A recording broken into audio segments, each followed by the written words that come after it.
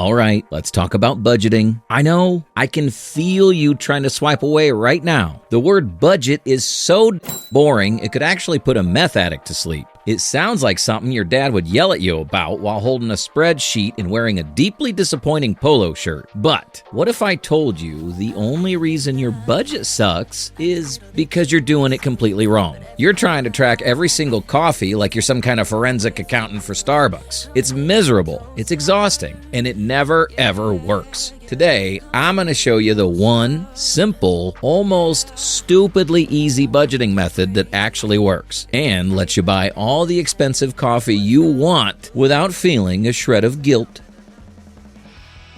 Okay, so the traditional budget is dead. It was murdered by a tiny 1,000 paper cuts from 1,000 tiny receipts. The idea that you're going to meticulously track every single dollar you spend is a complete fantasy. You're not going to do it. I'm not going to do it. No sane person's going to do it for more than a week before they want to set their wallet on fire.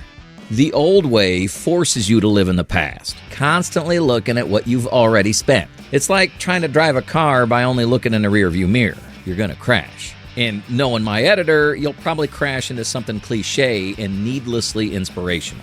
Oh, would you look at that? How completely unexpected. You're a true artist, Donnie, a real visionary. Ladies and gentlemen, our editor, Donnie. Damn it, Donnie.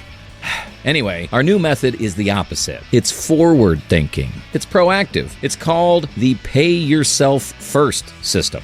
And it's so simple, it's almost insulting. It has 2 steps. Step 1, you decide right now how much you want to save each month. Not based on what's magically left over at the end of the month, but as a non-negotiable goal. Pick a percent. For most people, 15% of your pre-tax income is a fantastic target. Step 2, the moment your paycheck hits your bank account, you automatically transfer that 15% directly into your investment and savings accounts. Not tomorrow, not next week. Instantly, automate it. Set up a recurring transfer with your bank. You don't even let the money touch the sides of your checking account. It's gone. Your future self just got paid before your dumb present-day self has a chance to spend it on something stupid. And that's it. That's the whole system. The rest of the money in your checking account, it's yours. You can spend it on whatever the hell you want, completely guilt-free. Lattes, video games, a life-size cardboard cutout of me, whatever. As long as you've paid your future self first, you're golden.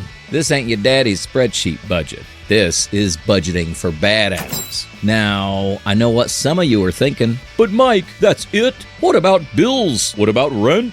What about my crippling Funko Pop addiction? And that's where we get to the second and arguably most important part of this whole strategy, the Big 3 rule. The lesson is this: stop trying to save $3 by skipping a coffee, and start trying to save $300 by optimizing one of these 3 categories. Winning the war on the big things makes the little battles irrelevant. So, let's break them down. First up, housing, the mothership of all expenses. This is the one that can either sink you or set you free. For years, my housing costs crept up right alongside my income. I got a raise. I moved to a slightly nicer apartment with a view of a brick wall. I got another raise, moved to a place with a courtyard that was basically a glorified dog toilet. It's called lifestyle inflation, and it's a trap. The goal isn't to live in a cardboard box. The goal is to be strategic. Here are 2 massive levers you can pull. First, if you're renting, negotiate your rent.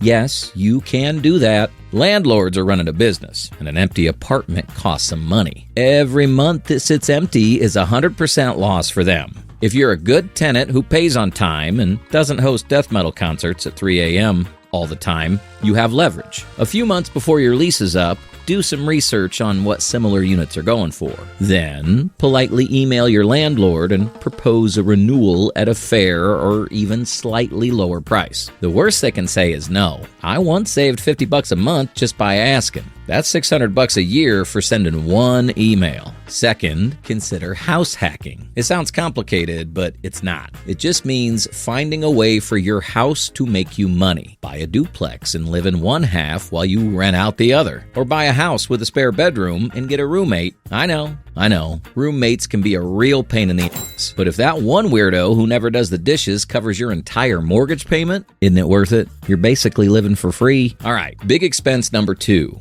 transportation. Or as I like to call it, the giant metal money-devouring machine sitting in your driveway. We have a sick obsession with new cars in this country, and it's financially kneecapping millions of people. A new car loses about 20% of its value the second you drive it off the lot. 20%. Can you imagine buying a stock and immediately watching it drop 20% and thinking, yep, this was a great decision? It's insane. So, here's how you fight back. You use the 24-10 rule. This is your new Bible for car buying. 20, put at least 20% down. This helps you avoid being underwater on your loan, where you owe more than the car is even worth. 4, finance for no more than 4 years. If you have to stretch the loan to 6 or 7 years just to afford the payment, you cannot afford the car, period. 10, your total monthly car expenses. That's the payment, insurance, and gas. Should be less than 10% of your gross monthly income. Follow that rule, and your car will be a tool that serves you, not a financial anchor that drowns you. Oh, and for the love of God, shop around for car insurance every single year. It takes 30 minutes online, and it can save you hundreds, sometimes thousands. Loyalty to insurance companies is for suckers. And finally, the third beast, food. My personal arch nemesis. For years, my fridge was a graveyard of good intentions and rotting vegetables because I was the king of the $30, I'll just order something dinner. Food delivery apps are the sneakiest budget assassins ever invented. They turn a $20 burrito into a $35 convenience fee tragedy. The fix isn't to eat ramen and sadness noodles for the rest of your life. It's about 2 things: planning and execution. First, embrace the cook 1, eat 3 rule. This is just a cooler way of saying meal prep. You're not spending your whole Sunday making 21 identical meals in tiny plastic boxes. Just make 3 times the amount you normally would for dinner. Boom. You got dinner for tonight and lunch for the next 2 days. You just saved yourself $40 and 2 future moments of, what the hell am I gonna eat? Desperation. Second, you treat your grocery store trip like a military operation. Rule number 1, never go hungry. You'll walk out with 3 kinds of cheese, a family-sized bag of Funyuns, and 0 actual ingredients for a meal.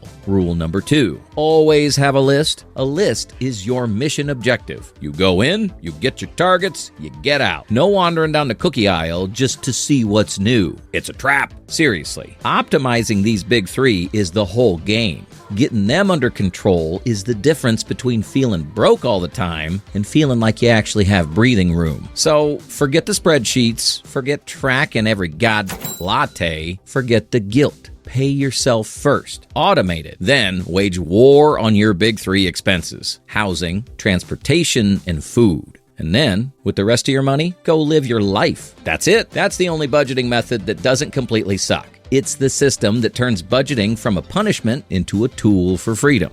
And if you want to learn what to do with all that money you're now automatically saving, well, I've got a video waiting for you right here that breaks down the number 1 biggest mistake that new investors make. It's the perfect next step. Click that. And before you go, drop a comment and let me know which of the big 3 is your biggest challenge. Let's talk about it. Or just tell me to fuck off. Oh, and subscribe, because we do this every week. Thanks for watching.